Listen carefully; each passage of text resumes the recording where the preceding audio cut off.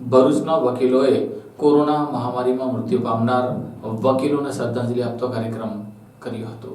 ભરૂચમાં બાર એસોસિએશનમાં કોરોના કાળમાં મૃત્યુ પામનાર વકીલોને શ્રદ્ધાંજલિનો કાર્યક્રમ યોજવામાં આવ્યો હતો। સાથે સાથે જ વકીલો પર થતા હુમલા સામે એડવોકેટ પ્રોટેક્શન એક્ટની માંગણી પણ કરવામાં આવી હતી। અત્યાર સુધીમાં અવસાન થયેલા વકીલોને શ્રદ્ધાંજલિ પાઠવવામાં આવી હતી। ભરૂચ વકીલ બાર એસોસિએશન દ્વારા કોરોનાના કાળમાં મૃત્યુ પામેલ વકીલો તથા હત્યાનો ભોગ બનેલ સહિત વકીલોને વકીલ મંડળોએ શ્રદ્ધાંજલિ પાઠવી હતી અને વકીલોની સુરક્ષા માટે કડક કાયદો બનાવવાની માંગ ઉચ્ચારવામાં આવી છે। ભરૂચના સિનિયર વકીલ જસુભાઈ જાદવ મારામારી પ્રકરણમાં મોત નીપજ્યું હતું, જેને લઈને વકીલ મંડળમાં પણ ભારે રોષ જોવા મળ્યો હતો। ભરૂચ વકીલ બાર એસોસિએશન દ્વારા કોરોનાના કાળમાં અવસાન પામેલ તથા અન્ય કુદરતી રીતે નિધન થયેલ વકીલોને વકીલ મંડળોએ શ્રદ્ધાંજલિ પાઠવી હતી અને વકીલ સુરક્ષા માટે કડક કાયદો બનાવવા માટેની માંગ પણ કરી હતી।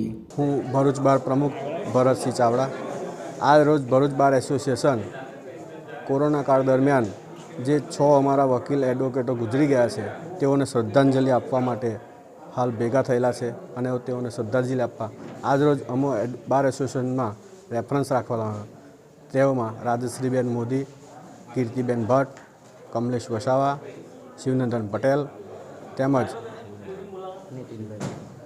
નીતિનભાઈ મોદી નાઓ ગુજરી જવાથી હાલ અમારી સાથે રહ્યા નથી।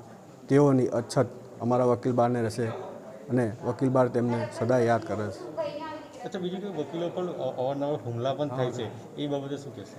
હા, અવારનવાર ભૂતકાળમાં પણ આ વકીલો પર હુમલા થયેલા છે અને હાલમાં પણ તાજો જ બનાવ છે જસુભાઈ જાદવ પર, જેઓ પર હુમલો થયો અને તેમને મૃત્યુ થઈ ગયું છે, હુમલામાં મર્ડર કરવામાં આવ્યું છે।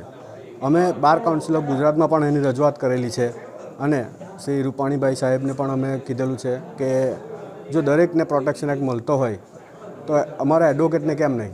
વકીલો અહીંયા આગળ ન્યાય અપાવવા માટે આવે છે, જો એમની જ સાથે અન્યાય થતો હોય તો એમનું રક્ષણ કોણ કરશે? જેથી અમે એડવોકેટ પ્રોટેક્શન એક્ટની માગણી કરેલી છે।